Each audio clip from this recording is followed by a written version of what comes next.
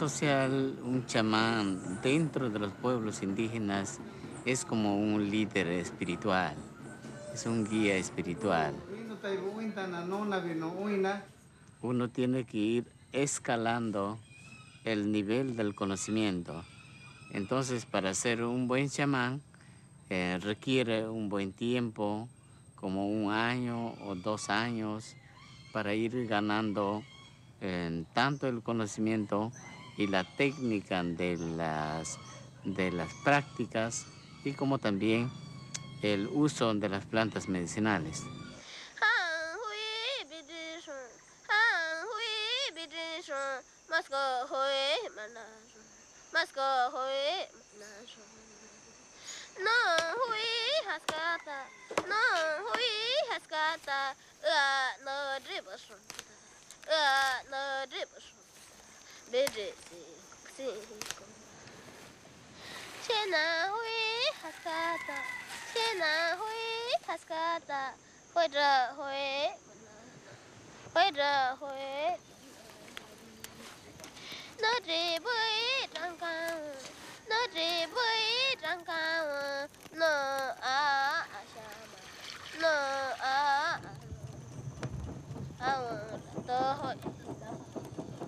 Esta planta es la planta de chacruna, que sirve para cocinar con la ayahuasca. La ayahuasca proviene mareos y la chacruna proviene visiones. Para eso se juntan los dos, de las dos plantas. La ayahuasca se va a cocinar casi como 10 horas.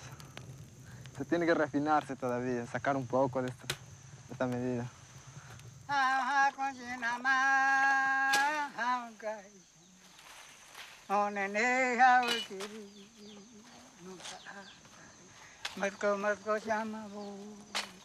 Les feuilles de chacruna contiennent de la DMT, qui est un hallucinogène puissant, mais qui est oralement inactif, puisque dissous par une enzyme précise du tract digestif, la monoaminoxydase. Alors il combine les feuilles de la chacruna avec la liane de l'ayahuasca, qui contient précisément plusieurs substances qui inhibent l'enzyme de l'estomac. En mélangeant les deux plantes et en les cuisant ensemble pendant des heures, on arrive à une boisson de la DMT oralement active et la molécule hallucinogène passe à travers l'estomac intact et arrive au cerveau. Comment ont-ils pu trouver cette recette lorsqu'on sait qu'il y a 80 000 espèces de plantes supérieures dans la forêt amazonienne? Ça fait que n'importe quelle combinaison donnée, il y a une chance sur 6 milliards 4 pour tomber dessus. I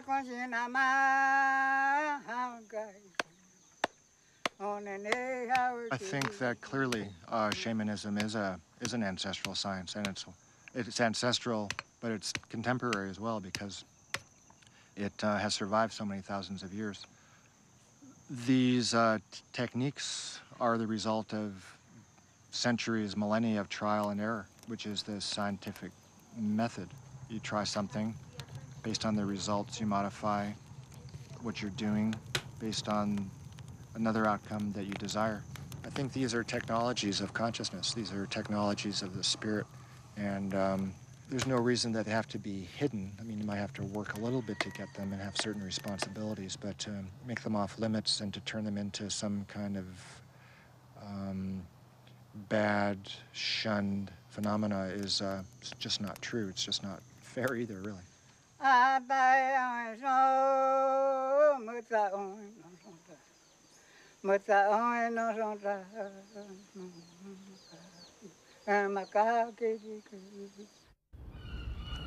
J'ai été surpris de découvrir qu'il existait un vrai travail sur la pharmacologie de l'ayahuasca.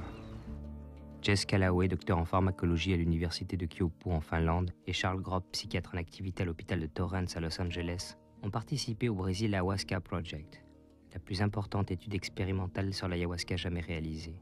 Ils ont pendant des mois suivi 15 utilisateurs de la plante, procédé à des analyses de sang, des électrocardiogrammes, surveillé la pression sanguine et suivi psychiatriquement ces individus. Avant et après les sessions, ils ont procédé sur un sujet à des scanners du cerveau. Leurs résultats sont exemplaires. L'ayahuasca ne provoque ni accoutumance, ni toxicité physiologique. Au contraire, Les niveaux de sérotonine, notre antidépresseur naturel qui normalement baisse après l'usage de toutes les drogues connues, étaient ici en augmentation dans le sang. Des modifications physiques temporaires du cerveau avaient été enregistrées. Elles signalaient un accroissement provisoire des neurorécepteurs alloués à cette même sérotonine. Ces découvertes sont proprement révolutionnaires sur le plan des potentiels thérapeutiques. Les Indiens sont intrigués par ces touristes occidentaux qui, comme moi, débarquent en quête d'expériences mystiques sur la trace de Carlos Castaneda ou de William Burroughs.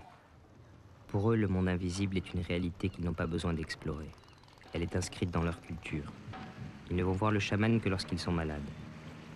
Le contact concret avec les autres mondes est dangereux, mais le chaman est là et son pouvoir les protège. Kesten Betsa m'a demandé pourquoi je voulais participer à un rituel. Je lui ai répondu assez déterminé que je voulais savoir. Ainsi, guidé par lui, j'ai pénétré le monde des visions. Là-bas, j'ai tremblé en affrontant mes peurs, j'ai vomi en découvrant ma noirceur, et j'ai pleuré en traversant la lumière. J'étais comme un enfant qui découvre un nouveau monde. Et ce n'est que bien plus tard que j'ai compris ce qui s'était réellement passé. Que dans tous ces rituels, par une technique, une connaissance qui dépasse mon entendement, il m'a guidé dans une violente confrontation avec mon identité. Ainsi il m'avait soigné, car ce n'est pour lui que de cela qu'il s'agit, soigner.